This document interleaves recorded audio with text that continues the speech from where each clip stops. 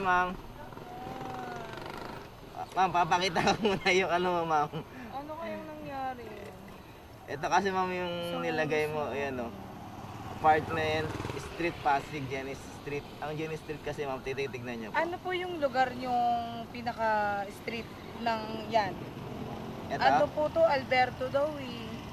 nung sinerch ko to, ito yung sinabi mong prime, ito na lang inano ko sa Waze. Kaya nakita ko na. Tingnan mo, pag ito pinuntahan ko yung pinin mo. Malayo siya. Sir. Malayo. Mag-add na lang ako. Gawin ko na lang 300. Sorry. Okay lang po. Grabe, isang oras na po ako. May nakaaway na nga akong book.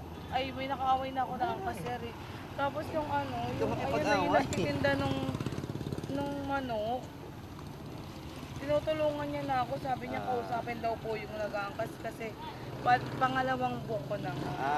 Maling Galing pa naman akong outing, sir. Tapos, ang dami kong experience.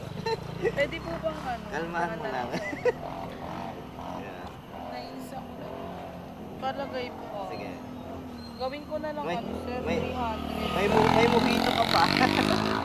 Sabi daw po nung ano, dalawa nga daw po yung pipin. Paano kaya yan? Ano kayang lugar yan? Mali ako nang napin, sir. Hindi. Ipin mo na lang ito ma'am kung sakali ganyan. Kasi ito yung inano ko sa itong Prime Hospital. Tsaka, tinignan ko. Ano nga. Mag-add na lang ako, sir. Sige, okay lang ma'am. Kalmahan mo lang.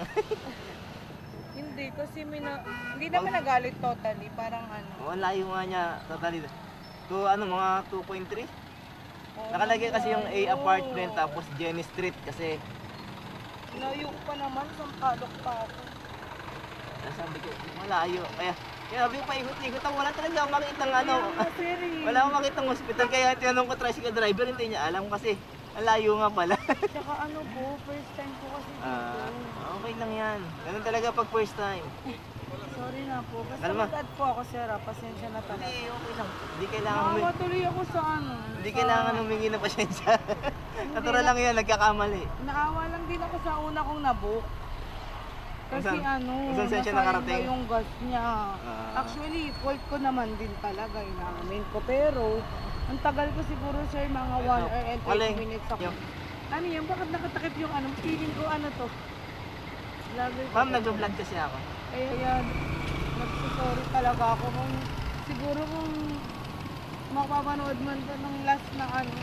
Yan, sige, mag-sorry ka na. Sorry talaga ako. Bakit nakatakip yung face niyo po? Ma'am?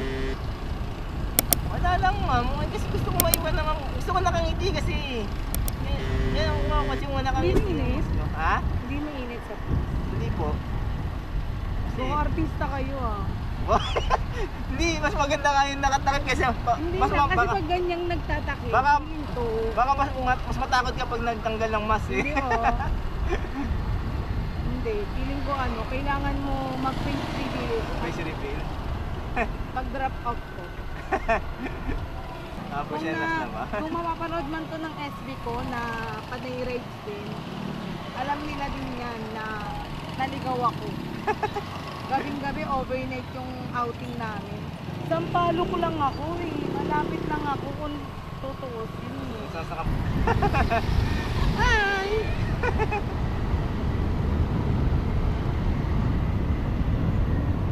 Nakahanap ako ng katapat. Feeling ko dami kong basher net. Grabe naman.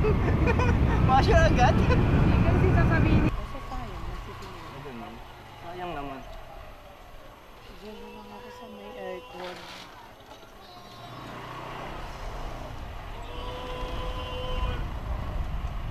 Saan ka dito mo? Dito na. Ito na lang.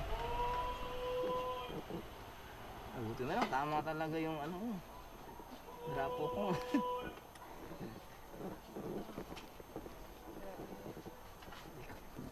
Ano to? Anong pangalan mo sa Facebook? Ano ba ma'am? Yung Facebook ko talaga o yung page ko? Dalawa kasi ko eh. Oo, yun. Yung page mo. Page ko? Ano namatay? Kinakain talaga yung process. Pero, sara na yun. Doon na makikita mo sa natin. Conversation naman natin. Ay, puta. Ayan ma'am. Oh my God. Ayan yung makikita mo.